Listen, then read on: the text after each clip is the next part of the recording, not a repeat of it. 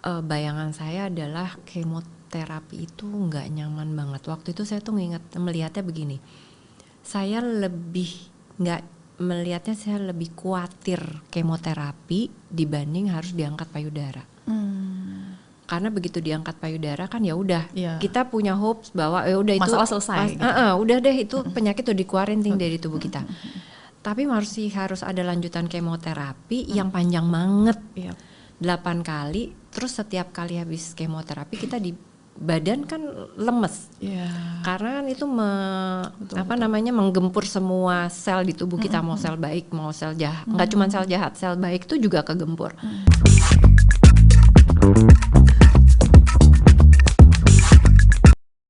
Halo Sobat Antara, ketemu lagi di podcast Antara Close Up bersama saya Nabila Karisti. Sobat Antara, dalam rangka memperingati Hari Kanker Sedunia ya, yang jatuh pada 4 Februari. Nah, secara khusus podcast Antara Close Up menghadirkan seorang penyintas kanker payudara sekaligus juga co-founder Love Pink, yaitu adalah yayasan yang bergiat pada edukasi dan juga support group kanker payudara.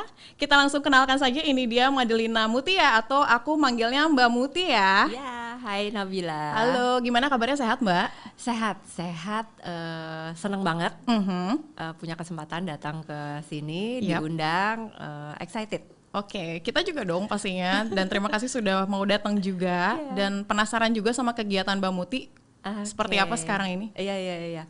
Kegiatan selain memang aku juga masih kerja, tentunya Love Pink ya. Di Love Pink bersama dengan teman-teman Pink Squad, pengurus Love Pink, kita banyak melakukan kegiatan utama Love Pink, berbagi edukasi dan pendampingan buat sesama perempuan dengan kanker payudara. Panjang nanti ceritanya. Iya. Dan tapi kalau bicara soal kanker payudara sendiri, ini beneran miris sih, karena iya kan, bener. Kanker payudara ini menjadi most frequent cancer ya kan, di antara penyakit kanker gitu, yang nomor 1, dan yang pastinya juga mudah banget untuk terkena pada perempuan-perempuan Indonesia. Kalau dari data aja, kemarin aku sempat riset gitu kan, 1 dari 4 perempuan gitu kan, katanya mudah nih terkena dari kanker payudara sendiri. Nah, mungkin kita pengen tahu dulu nih di awal perjalanan dari Mbak Muti sampai akhirnya terdiagnosa gitu kanker payudara, waktu itu seperti apa sih? Nah, ini kita mesti mundur agak jauh nih, gitu, nggak apa-apa ya. Jadi ceritanya berawal dari tahun 2006, waktu itu saya masih kerja, terus ada pemeriksaan medical check up rutin dari kantor. Terus cek rutin, terus ditemukan waktu itu tumor di payudara, tapi tumor jinak. Nah, karena dokter waktu itu menyarankan meskipun jinak tapi sepertinya lebih baik untuk diangkat aja. Jadi waktu itu saya mulai angkat, dan selesai diangkat, dokter menyarankan karena udah ada sejarah tumor jinak, lebih baik, lebih waspada. Jadi rutin ya untuk dicek setiap 6 bulan atau paling telat 1 tahun sekali. Terus kan saya bilangnya gini, 6 bulan banget dok gitu ya. Iya, paling telat 1 tahun deh gitu. Lalu tapi aku lumayan disiplin. Setiap 6 bulan saya tuh cek, kontrol rutin tuh tiap 6 bulan. Nah, pada 2010 waktu itu kontrol rutin, mulai tuh ditemukan waktu saya lagi kontrol ada sesuatu yang nggak normal. Padahal 6 bulan yang lalu nggak ada, belum kelihatan mungkin oleh alat gitu ya. Nah, udah mulai perjalanan dari 2010 itu. Tapi ini bukan yang kondisi yang lalu tumbuh menjadi ganas, enggak. Jadi ini kondisi yang berbeda gitu, benar-benar muncul baru. Mulai dari 2010 ditemukan ketidaknormalan, dan itu juga melalui pemeriksaan yang bertahap ya. Mulai dari USG, waktu itu harus lagi mamografi. Kemudian untuk lebih valid lagi, dokter meminta untuk dilakukan biopsi. Nah, jadi perjalanannya cukup panjang untuk sampai ditegakkan diagnosis bahwa betul ini adalah kanker payudara. Nah, udah dari situ waktu itu saya masih kerja, kebayang kan, aduh. Iya benar, ya, artinya produktif. Lagi produktif gitu, jadi yang kebayang langsung, bukan kebayang, nggak kebayang apa-apa, langsung gimana nih kayaknya ke depan carut marut nih hidup gue gitu kan. Jadi akhirnya saya udah berpikir, oke, saya mau sembuh. saya mesti fokus sama kesehatan.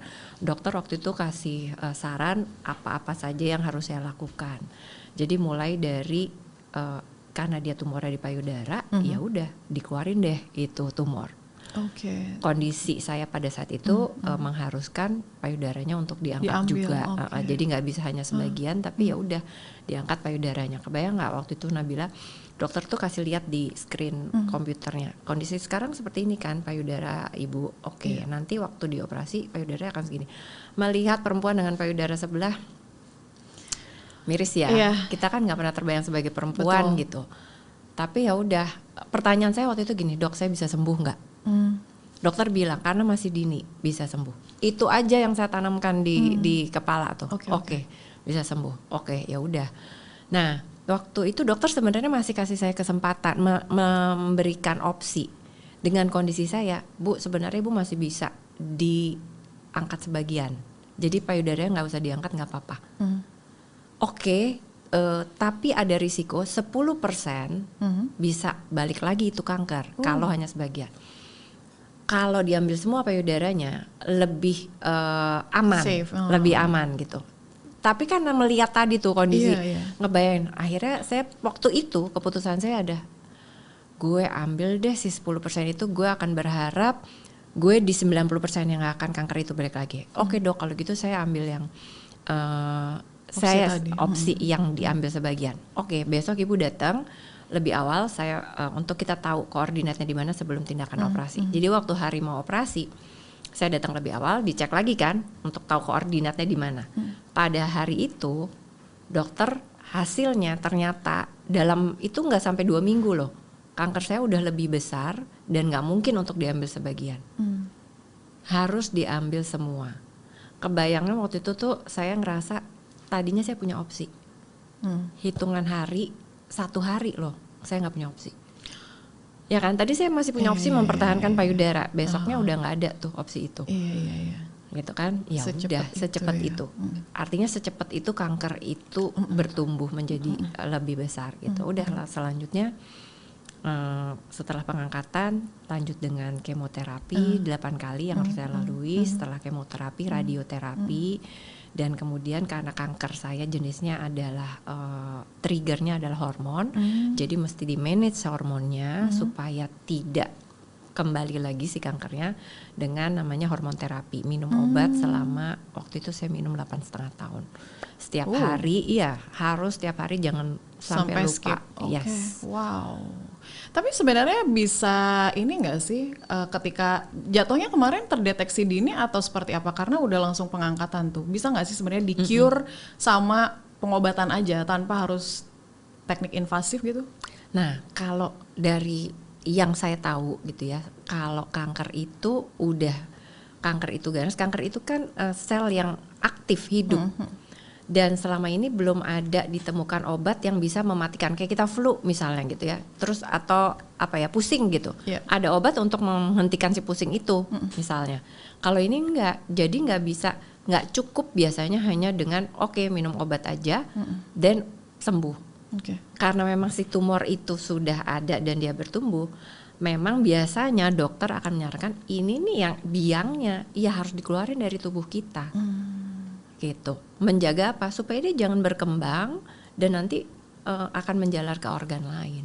Bahwa setelah itu kemudian dengan pengobatan, kemoterapi itu kan sebenarnya obat juga ya. Yes, itu adalah rangkaian protokol pengobatan kankernya.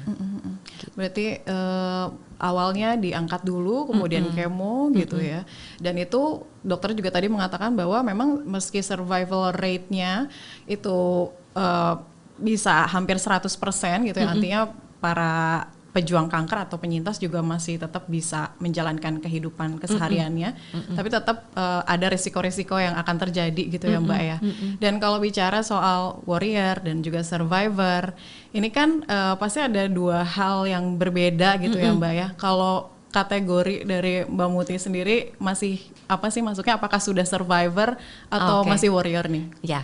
Nah biasanya gini, kalau di dunia kedokteran tuh biasanya menyebutnya survivor itu kalau sudah 5 tahun, biasanya istilahnya digunakan kalau dia sudah 5 tahun dari selesainya terapi, rangkaian terapi. Kenapa 5 tahun? 5 tahun itu adalah fase periode kritis, kankernya akan kembali lagi. Sehingga kalau udah lewat 5 tahun dianggap survive.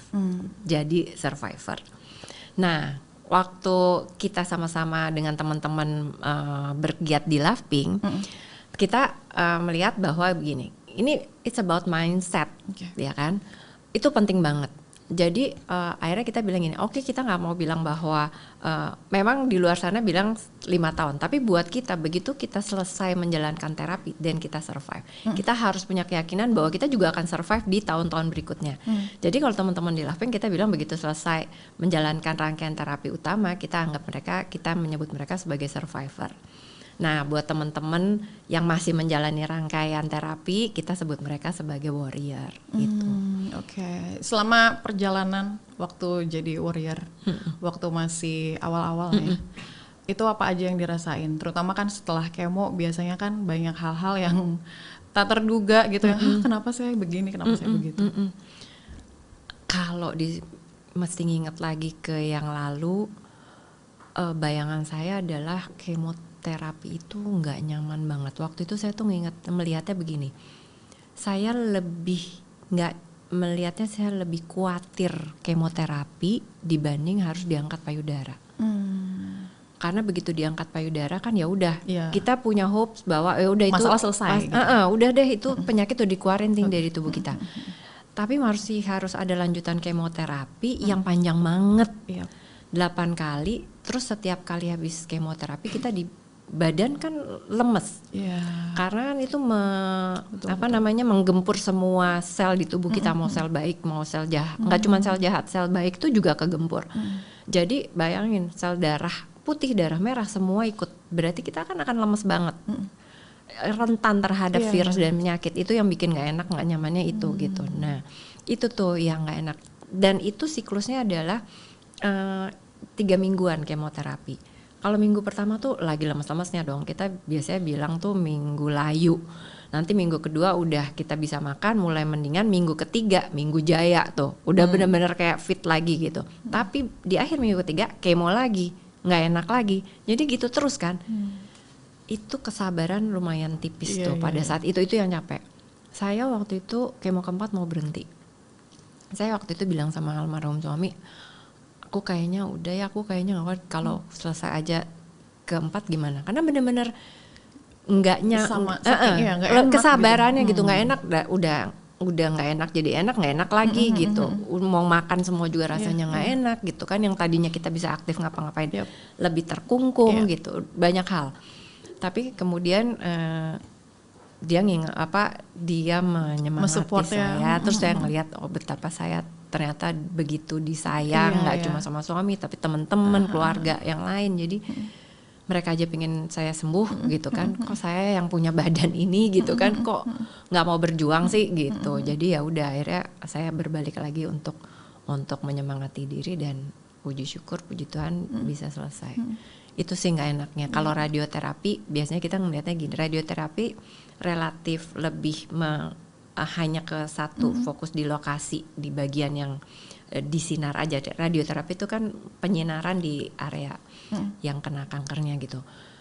Secara dampak lebih minim dibanding kemoterapi. Kalau kemoterapi kan sistemik ya. Jadi kalau kita biasanya bilang gini, kalau udah melewati kemoterapi, apa dalam hidup lo juga bisa lo laluin gitu. Kita suka menyemangati, paling berat ya kan? Iya, kita biasanya menyemangati teman-teman yang lain tuh begitu. Kalau kemoterapi kamu udah bisa hadapi apapun dalam hidup, kamu akan bisa laluin gitu. Tapi waktu awal terdiagnosa bahwa ini ada ini ada tumor ganas nih, mengarah ke kanker payudara. Terus cerita sama keluarga, orang-orang terdekat, seperti apa mereka responnya, Mbak? Nah, waktu itu di awal itu saya lumayan belum terlalu banyak cerita. Saya hanya cerita ke beberapa teman dekat gitu ya, keluarga, orang tua, kakak adik, biasanya saya di situ. Tapi keluarga yang lain yang ambil porsi sebagai PR-nya adalah suami waktu itu. Jadi saya nggak banyak cerita. Rasanya saya lagi mau kasih space buat diri saya sendiri, lebih fokus gitu ya. Terus yang saya ingat juga gini, di momen itu tuh kita pasti pengen cari tahu dan ini tuh pentingnya support system. Iya. Ya. Benar banget. Penting banget support system karena kalau kita Google itu dari yang perlu sampai nggak perlu semua muncul, dari yang benar sampai yang belum tentu benar juga muncul. Kita nggak bisa pilih. Kadang-kadang kita jadinya melihat apa yang menurut kita itu benar padahal belum tentu benar.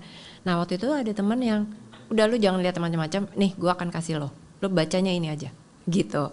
Nah itu tuh penting banget kan. Nah itu jadi kalau ditanya tanggapan teman dan keluarga, mereka sangat suportif. Mereka tuh seingat saya mereka nggak memperlihatkan ekspresi wajah yang sedih. Jadi buat saya lebih membuat saya semangat karena saya melihat harapan di mereka bahwa berarti mereka melihat gue bisa survive. Ya itu benar. Lingkungan orang terdekat itu menjadi sangat penting untuk support system kita untuk mengembalikan kembali emosional kita yang akhirnya kita jadi berenergi, punya power gitu untuk menjalani hidup itu ya Mbak ya. Kebayangkan kalau misalnya ngelihat wajah sedih, kita juga jadi sedih. Bolak-baliknya juga sedih. Tapi kalau melihat lebih positif, energinya juga positif. Iya benar-benar. Tapi berarti sekarang Mbak Muti kan survivor nih. Berarti sudah dinyatakan selesaikah dengan penyakit-penyakit itu atau gimana tuh? Nah jadi waktu itu saya selesai 8,5 tahun ya praktis setelah hormon terapi. Jadi selesai rangkaian terapinya, tapi tetap wajib kita tuh sebagai survivor kontrol, kontrol rutin. Sebenarnya nggak usah survivor juga kan harusnya kontrol rutin ya, tapi kita jangan sampai skip deh. Kenapa? Supaya kalau sampai ada kekambuhan juga tetap bisa terkontrol, kondisinya masih dini gitu. Jadi sekarang saya puji syukur udah bisa melewati semua rangkaian terapi dan sampai kontrol terakhir ini juga semua kondisinya baik. Nanti nih Januari minggu terakhir Januari waktunya saya kontrol lagi untuk ngecek. Doain ya. Ya pasti dong. Kita pengen Mbak Muti selalu sehat dan menginspirasi para warrior terutama ya yang sedang berjuang gitu kan untuk melawan kanker payudaranya. Dan kita juga penasaran nih, Mbak Muti kan seorang co-founder ya dari Lovepink, dimana kalau kita lihat Lovepink ini komunitas atau yayasan yang benar-benar sangat mulia karena mereka karena komunitas ini menaungi warrior, survivor untuk kanker payudara perempuan Indonesia ya kan. Apa sebetulnya yang membuat Mbak Muti pada akhirnya bangkit setelah sebelumnya sempat putus asa kan setelah kemo itu, bangkit sampai akhirnya menjadi inisiator gitu dari komunitas yang menurut aku mulia banget ya. Iya. Nah ini cerita juga lumayan panjang gitu ya karena aku nggak sendiri gitu kan. Jadi awalnya waktu selesai terapi tuh sempet tuh tercetus gini, aduh kayaknya pengen aktif di yayasan deh gitu ya, tapi terbentur deh nggak terjadi gitu. Tapi terus waktu saya lagi kemoterapi mau kemoterapi, habis operasi saya harus kemoterapi, saya dikenalin sama temen, jadi mutual friend nih. Gue punya temen yang juga sama kayak lo persis gitu, kanker payudara. Mau gak lo kenalan gitu? Dia juga pengen kenalan gitu. Jadi udah kita kenalan, ketemulah Santi Persada. Beda, sama-sama kanker payudara. Saya terdiagnosis April, Santi Maret di tahun yang sama. Dia duluan. Kondisi Santi sudah stage-nya lebih tinggi dari saya. Jadi penanganannya agak beda. Kalau saya diangkat dulu, kemoterapi baru yang berikutnya. Kalau Santi dibalik, kemoterapi dulu diangkat. Terus baru lanjut kemoterapi lagi dan baru yang lain-lain. Jadi ada perbedaan tuh. Nah di titik waktu saya ketemu Santi pengen tahu tuh rasanya di operasi gimana. Saya mau kemo tuh gimana. Jadi cocok banget nih momen itu waktu itu ketemu. Jadi saling menguatkan, saya punya informasi benar-benar dari orang yang mengalami. Waktu itu soalnya sempat saya pengen tahu ada nggak sih komunitas gitu, support group, nggak nemu. Terus ketemulah sama Santi. Jadi kita saling menguatkan. Beda banget rasanya karena jadi punya temen, punya informasi yang tepat. kenapa saya merasa tepat? Dia ngalamin, Iya. gitu. Nah udah akhirnya kita sama-sama saling nguatin tuh di tengah-tengah. Oh ya lu lagi lemes ya? Iya ntar begini, ntar begitu. And ada temen, ada temen yang benar-benar ngerasain. Singkat cerita kita sama-sama selesai. Terus sering ketemu jadi temen kan, jadi temen terus sering ketemu ngobrol, ketemulah dengan ini ada temen juga nih yang baru terdiagnosis kanker, kita ketemu yuk gitu. Ketemu 1, 2, 3 orang. Nah ketemu mereka ini kita ngapain sih, berdua nih cuma cerita. Nanti lu tuh kemoterapi rasanya seperti ini, operasi apa yang mesti disiapin gitu. Berbagi sama teman-teman baru yang baru dikenal yang juga terdiagnosis kanker.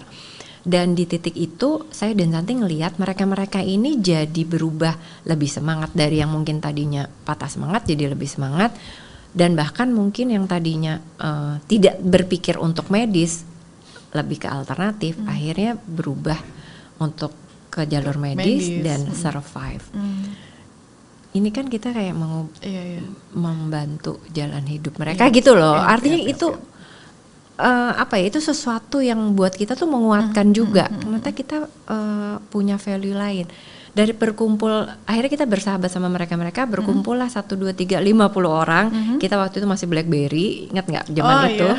Kita bikin grup chat, BBM, kita bikin grup chat, ngobrol-ngobrol. Akhirnya saling menguatkan satu sama lain dan kita lihat ini suatu hal yang positif. Akhirnya kita legalkan menjadi satu yayasan.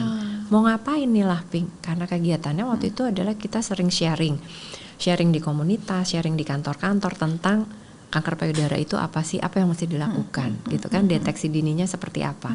Terus juga mendampingi sesama perempuan. Jadi 2 kegiatan itu aja yang dijadikan misi utamanya Lovepink, karena memang itu yang kita bisa lakukan sebagai survivor. Udah jadilah terbentuknya Lovepink gitu. Ada hal yang menyentuh nggak sih selama 14 tahunan kan ya berarti Lovepink berdiri, kira-kira dari para penyintasnya atau mungkin dari warriornya sendiri? Banyak banget. Tapi satu hal ya, ini setelah saya sama Santi kan dari awal tuh tadi benar udah 14 tahun, tapi yayasannya sendiri kan dari 2014 legalnya. Kalau lihat sekarang tuh Lovepink ini digerakkan mostly oleh survivor juga. Semua yang aktif yang membesarkan Lovepink itu juga semua survivor. Yang mana? Yang dulu kita ketemu, yang dulu kita sama-sama temenin, yang dulu saling menguatkan. Perjalanan kankernya sendiri menurut saya jadi terhapus nih dengan melihat Lovepinknya sendiri. Ngelihat mereka saling menguatkan, itu tuh di titik sekarang itu yang lebih menyentuh. Buat aku melihat itu tuh mereka tuh bahkan mereka lagi nggak enak badannya, mereka juga lagi sakit badannya, tapi bisa loh menguatkan teman yang lain, bisa loh ngunjungin teman-teman yang lain. Itu sekarang tuh buat aku tuh lebih mengharukan sih. Iya. Karena justru itu jadi apa ya? Jadi super power buat mereka. Jadi nangis. Supaya suasana lebih ceria lagi. Ya, maaf ya. Gak apa-apa.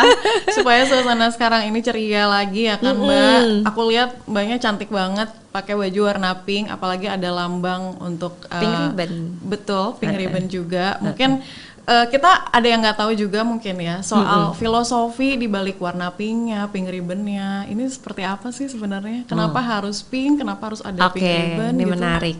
Jadi pink ribbon ini adalah simbol breast cancer internasional.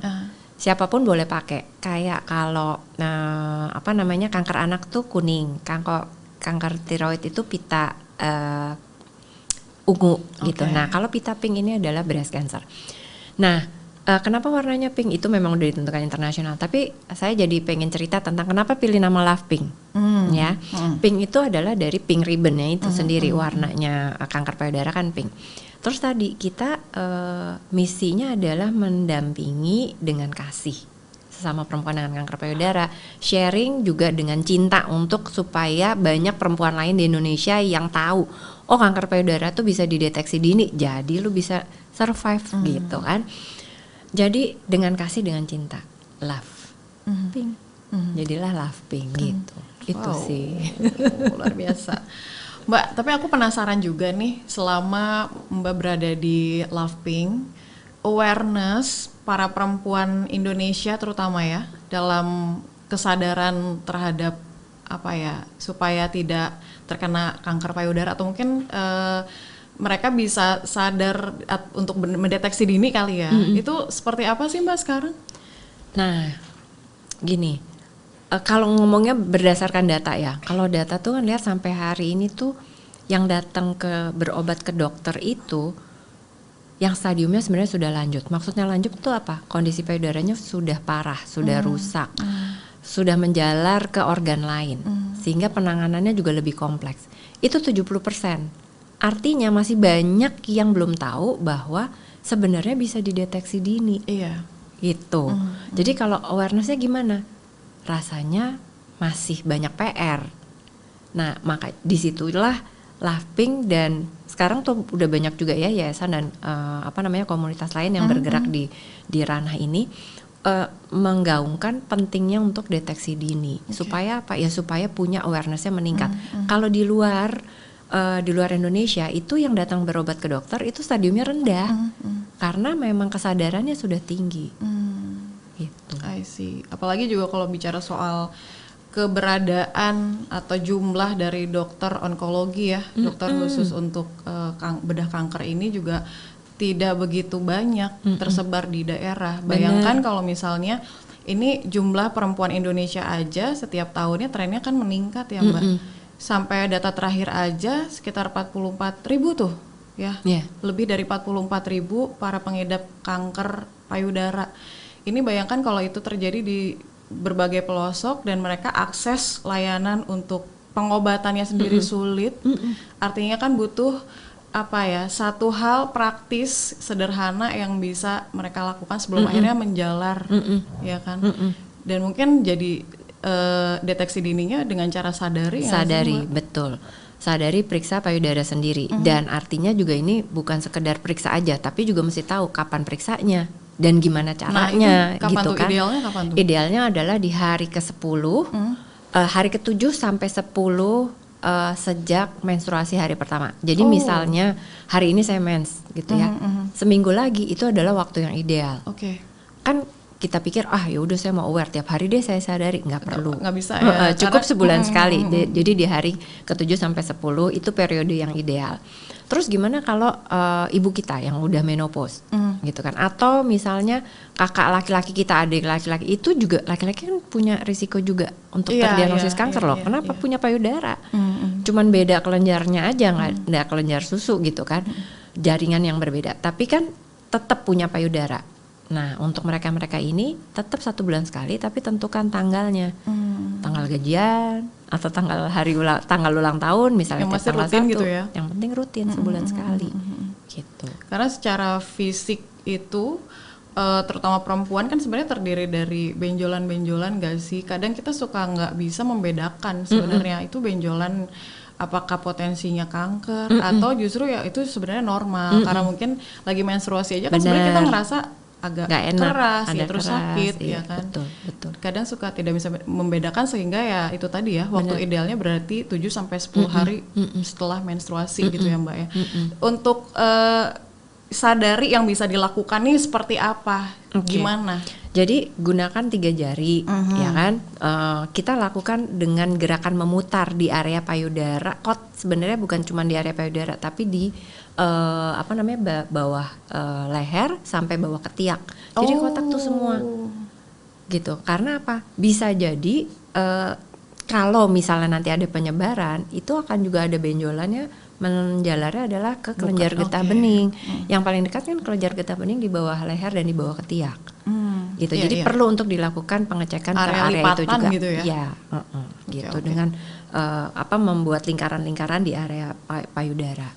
Gitu. Tapi seberapa efektif sih sebetulnya, karena sebenarnya ada juga beberapa individu yang lebih memilih langsung aja nih ke klinis gitu kan, untuk bisa melihat langsung nih lebih akurat. Seberapa akurat sebenarnya untuk sadari ini? Nah, kalau dibilang sadari itu adalah cara yang sebenarnya sederhana, paling sederhana bisa kita lakukan sendiri di rumah. Rutinitas itu menjadi kunci, ya kan, sebulan kali. Nah, sebenarnya ini ada tahap-tahapnya deteksi dini. Pertama paling basic adalah sadari tadi. Nah, terus apalagi yang mesti kita lakukan? Cek lagi dengan alat. 1 tahun sekali. Oke, Nah, berarti pergi ke medis ya? Medis, ke dokter, ke rumah dokter, sakit yang punya bagian radiologi. Lakukanlah USG, alat untuk USG untuk mengecek payudara kita untuk perempuan yang usianya di bawah 40 tahun itu dengan alat USG. Oke. Gitu. Di bawah ya. 40 tahun Di bawah USG. 40 tahun dengan alat USG. Kalau di atas 40 di tahun? atas 40 tahun disarankan dengan alat mamografi. Kenapa beda alat? Karena dua alat itu beda fungsi. Okay. Nah, beda fungsinya bagaimana? Kan dua-duanya mau mendeteksi adanya benjolan gitu kan. Ketidaknormalan tuh biasanya bentuknya benjolan utamanya. Si tumor itu kan bentuknya benjolan. Nah, gini. Struktur payudara perempuan itu akan beda sejalan dengan usia. Pada saat usia di atas 40, payudara perempuan itu akan kurang kepadatannya. Oke. Alat mamografi itu melihat kepadatan. Ya kan ada suspek tuh kalau ada kecurigaan biasanya bentuknya padat. Itu dilihat oleh alat mamografi. Gitu ya. Nah, buat perempuan-perempuan usia di bawah 40 tahun, payudaranya kan masih padat. Ngelihat kepadatan di kepadatan kan sulit. Jadi biasanya alat yang lebih efektif dengan alat USG. USG ini kan dengan gelombang suara, dia akan mendeteksi adanya ketidaknormalan. Apakah dia itu cair atau padat? Apakah dia itu ganas atau cenderung atau justru jinak? Itu bisa dengan alat USG. Nah, begitu sudah di atas 40 tahun, makanya itu lebih efektif dengan mamografi. Karena payudara di atas 40 tahun kan cenderung udah nggak padat. Jadi akan lebih terbaca dengan alat mamografi. Biasanya begitu. Dalam kasus tertentu, kalau misalnya dokter melihat ada ketidaknormalan, biasanya akan diminta untuk kedua alat itu. Gitu. Tapi siapa-siapa aja sih sebenarnya yang yang mudah gitu ya terkena kanker ini? Semua perempuan punya risiko, laki-laki kan juga punya risiko. Dan sekarang usia yang terdiagnosis kanker itu juga, kalau dulu tuh zaman saya tuh ngelihatnya angkatan ibu-ibu kita gitu kan. Sekarang enggak. Jauh lebih muda. Jauh lebih muda. Di Laping sendiri banyak teman-teman baru kita yang usianya 30, usia di bawah 30 itu sudah terdiagnosis kanker. Beberapa bulan yang lalu saya menemani teman ke dokter onkolog gitu ya. Terus waktu saya baru masuk ke ruangan dokter, dokternya bilang itu anak gadis itu kanker tuh. SMP itu kan 13-14 tahun. Baru kontrol untuk pasca operasi. Artinya usia sekolah itu juga sudah bukan hal yang nggak mungkin gitu. Makanya Laping juga bergiat untuk sosialisasi masuk ke sekolah-sekolah untuk edukasi, sosialisasi, deteksi dini itu. Pengennya tuh masyarakat punya habit sadari itu gitu. Iya. Sosialisasi atau edukasi yang diberikan nih seperti apa supaya awareness para perempuan kita nih semakin tinggi ya, semakin meningkat untuk kanker payudara ini. Nah, sebenarnya kalau di kami tuh sepanjang tahun sih, kalau boleh dibilang gitu, sepanjang tahun. Memang pada momen tertentu kayak Hari Kanker Nasional, Hari Kanker Sedunia, atau nanti Oktober bulan Breast Cancer Awareness Internasional, itu intensitas meningkat. Tapi kalau kegiatan Laping praktis setahun tuh pasti full gitu ya. Rutinitasnya tadi seperti apa sih? Sosialisasi bentuknya apa? Penyuluhan. Penyuluhan kita datang nih ke puskesmas, kita datang ke perumahan warga, kita datang ke kantor-kantor, ke sekolah-sekolah, ke komunitas pengajian, arisan, untuk kita sharing tentang apa? Kanker payudara itu seperti apa? Terus juga fakta-faktanya apa? Ciri-ciri, tanda-tanda kanker payudara itu seperti apa? Dan utamanya kita tuh ngajarin mereka cara sadari tadi yang kita cerita yang bahas di awal. Praktek sadari itu seperti apa? Kita bahkan ngajarin mereka untuk ayo sama-sama praktekin gitu. Jadi itu yang kita lakukan. Terus juga kita punya Laping ini dari donatur kita dapat alat USG mobile beserta dengan pink van. Jadi ada mobil van yang kita cat pink gitu ya. Di dalamnya ada tempat tidur dan ada alat USG juga. Itu juga salah satu sarana edukasi. Maksudnya apa? Maksudnya adalah kita bisa mendatangi kelompok-kelompok ini untuk mereka mencoba melakukan pemeriksaan dengan alat USG, bahwa ini bukan sesuatu yang menyeramkan. Dan kadang-kadang kalau dilakukan rame-rame itu mengurangi ketakutan. Karena dulu di awal-awal pernah nih, kita memberikan pemeriksaan mamografi gratis. Mamografi USG itu nggak murah. Iya. Jadi kita berpikir mungkin karena mahal jadi nggak banyak yang mau. Waktu itu kita dapat sponsor juga, lalu ada pemeriksaan gratis. Kita sebarkan waktu itu hampir 100 lebih voucher USG gratis. Yang memeriksakan, yang balik ke rumah sakit berapa yang dipakai? 1. Ya ampun. Jadi isunya bukan harga dong, ternyata karena itu udah gratis. Iya. Ternyata memang waktu kita tanya, waktu kita tanya riset-riset kecil, takut ntar hasilnya. Iya. Nah, rupanya jadi kita waktu itu mencoba approach ke donatur, coba deh kalau kita punya fan-nya dan kita kemas dengan cantik, fan-nya tuh cantik, lucu gitu ya, warnanya pink, bukan suatu yang menyeramkan gitu kan. Terus juga periksanya bareng-bareng nih sama teman-teman sekantor, sama teman-teman sekolah gitu kan, satu kelompok rame-rame. Jadi mengurangi kekhawatiran, dan ternyata kan enggak apa-apa. Karena memang fakta lain di medis ini, di dunia kedokteran, perempuan itu ditakdirkan banyak benjolan. Iya. Ya kan? Tapi fakta lagi nih, 90% benjolan pada perempuan itu jinak. Lebih banyak yang jinak daripada yang ganas, itu hanya 10%. Iya. Tapi sejauh ini banyak nggak sih yang bergabung di Lovepink sendiri? Misalnya Warrior sama Survivornya ada berapa banyak sih sekarang? Nah, gini, kalau bicara banyak itu kan relatif, angkanya referensinya mau menunjuk kemana gitu. Tapi mungkin saya berikan gambaran begini, sebulan itu yang kita kan punya grup chat ya, sebulan itu yang biasanya ada teman-teman baru yang bergabung ke Lovepink ini tuh sekitar 70-80 orang. Oke. Buat kita tuh artinya kan satu hari lebih dari 1 orang dong. Iya. Yang baru itu bisa yang baru terdiagnosis, ada juga yang lagi menjalani terapi gitu, ada juga yang memang sudah survive tapi pingin punya temen gitu ya. Ini bukan prestasi buat Lovepink kalau menurut saya gitu, karena makin banyak dong berarti yang kena, dan ini juga kan hanya banyak di luar sana yang belum tentu juga mau gitu ya, tapi ini yang memang mau ke kita untuk pengen bergabung, kan berarti banyak banget. Iya. Itu yang miris sampai sekarang ini, dan harapannya juga semoga linear juga ya dengan layanan-layanan yang diberikan oleh pemerintah terutama. Benar. Ketersediaan dokternya, alat-alatnya, alat-alat terapeutiknya, atau mungkin hal-hal lain yang memang mendukung supaya ya tahun-tahun berikutnya Indonesia terutama para perempuannya ini sudah terbebas lah ya dari kanker payudara, terutama mereka yang sudah stadium lanjut kali ya Mbak ya. Dan kalau misalnya kita lihat dari hal-hal yang berkaitan sama kanker ini, ada mitos-mitos yang sering berkembang nggak sih di masyarakat seputar kanker payudara? Mitos-mitosnya itu seperti apa tuh Mbak? Pertama, kanker nggak bisa disembuhin. Kalau udah kanker pasti mati. Yang aku tahu juga itu. Ya kan? Udah kanker pasti mati gitu. Nah, ternyata kan nggak. Iya. Kalau spesifik bicara kanker payudara, kanker payudara itu adalah pertama, kanker yang paling banyak penelitiannya itu kanker payudara. Itu kanker payudara. Terus juga kanker payudara yang sebenarnya risiko survive-nya tinggi. Kalau terdeteksi dini. Kenapa? Payudara itu adalah organnya di luar tubuh, bukan di dalam. Jadi begitu ada ya buang aja. Selesai sebenarnya gitu kan. Beda kalau udah menjalar ke organ lain di dalam, paru, ya kan? Ginjal itu lebih kompleks gitu. Mitos lain, kanker payudara itu hanya kanker pada perempuan. Padahal yang punya payudara laki-laki. Kita punya beberapa teman juga laki-laki yang terdiagnosis kanker, dan biasanya justru taunya udah telat. Kenapa? Nggak ngeh bahwa itu adalah benjolan yang nggak normal gitu. Nah, jadi perlu tadi sadari juga untuk kaum laki-laki gitu ya. Terus mitos lain, kanker payudara itu penyakitnya perempuan usia lanjut.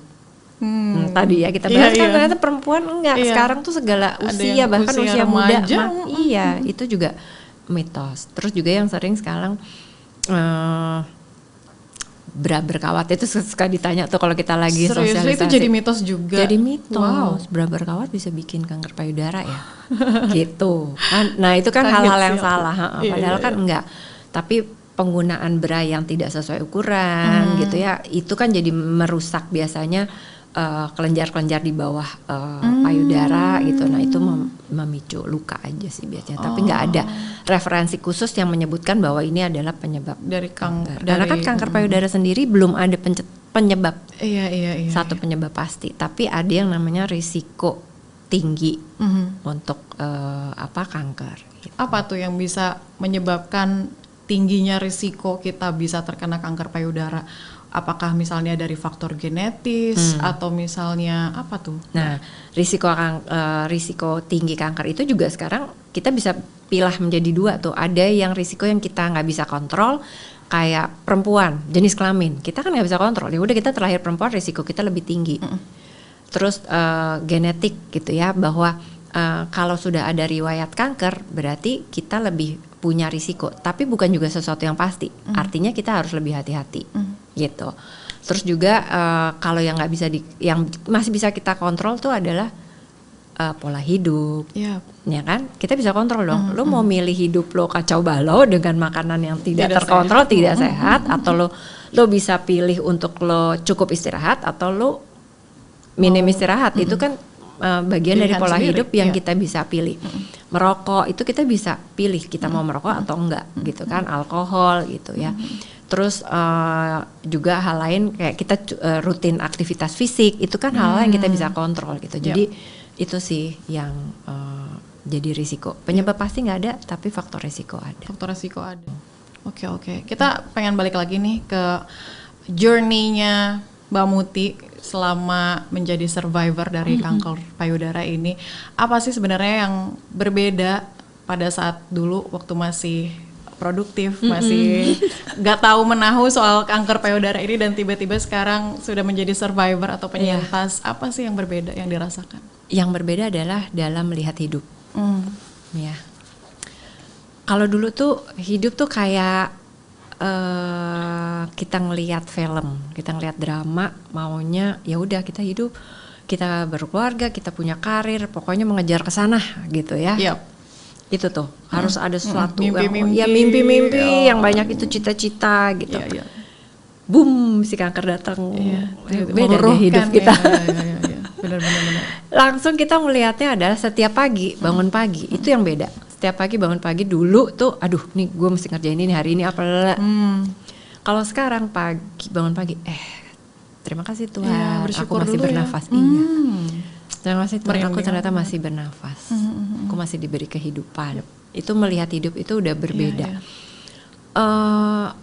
Kita jadi lebih menjaga sih kalau menurut aku ya. Aku lebih menjaga hidupku. Aku lebih memberi prioritas pada diri aku. Diri aku tuh bukan selfish ya, ngelihatnya nggak kesana. Kenapa? Karena kita mau ngapain? Oke, sekarang nih misalnya contoh saya sekarang menjadi ibu tunggal gitu, orang tua tunggal. Hidupku adalah saya mau menjaga, mendampingi anakku. Berarti aku mesti sehat dong. Itu prioritas aku. Tapi kan bukan saya selfish, karena saya mau mendampingi keluargaku gitu kan, mendampingi keluarga saya. Jadi ngelihatnya gitu. Saya pengen juga masih tetap punya kontribusi di Lovepink, masih pengen nemenin teman-teman di Lovepink gitu ya. Nah itu tuh jadi ngelihatnya udah lebih ke sana. Apa hal-hal yang punya value, apa hal-hal yang udah nggak usah saya pikirin. Ngelihatnya lebih ke sana. Kayak udah, itu udah cukup deh. Udah nggak nyari yang ke sana gitu ya. Misalnya apa ya? Beda dulu tuh kayak maunya karir, maunya semuanya serba greedy lah kita harus, saya harus begini, harus begitu, harus. Nah, kalau sekarang lebih realistis. Mungkin gitu ya. Lebih realistis deh gitu ya. Apa yang bisa saya lakukan sebaik mungkin setiap hari, sebaik yang saya bisa lakukan gitu. Benar-benar. Dan aku pikir juga kayaknya rasa bersyukur ini juga menjadi satu terapi mental buat kita, supaya bisa lebih lebih itu tadi ya, bertenaga untuk menjalani hidup dan sangat mensyukuri apa yang ada, sehingga kita jaga tubuh kita dengan baik, jaga sekeliling kita, orang yang kita sayang, ya nggak sih Mbak? Terakhir nih Mbak, pesan khusus mungkin buat perempuan di luar sana yang masih tingkat kesadaran terhadap penyakit ini gitu kan ya, kita ketahui sendiri kalau mudah banget nih gitu kan peningkatannya, sama mungkin mereka yang sedang berjuang ya, para warriors kita dan survivor juga, seperti apa nih Mbak? Oke, kalau buat teman-teman yang di luar sana, saya mau, pesan saya adalah satu, pingin banget menjadikan teman-teman masyarakat di luar sana punya kebiasaan baru sadari. Yap. Lagi-lagi sadari. Lagi-lagi sadari, karena itu sederhana tapi powerful. Iya. Gitu ya. Jadi kan itu kebiasaan baru bukan cuma buat diri sendiri tapi buat keluarganya. Semua itu jadilah habit baru gitu. Terus buat teman-teman yang lagi berjuang, ini yang paling senang, mungkin kerap beberapa teman yang mungkin juga sudah dengar, tapi saya senang untuk sampaikan ini bahwa buat teman-teman yang lagi berjuang, yakin bahwa teman-teman itu sudah di jalan yang benar, gitu ya. Berobatlah secara medis karena itu adalah jalan yang benar.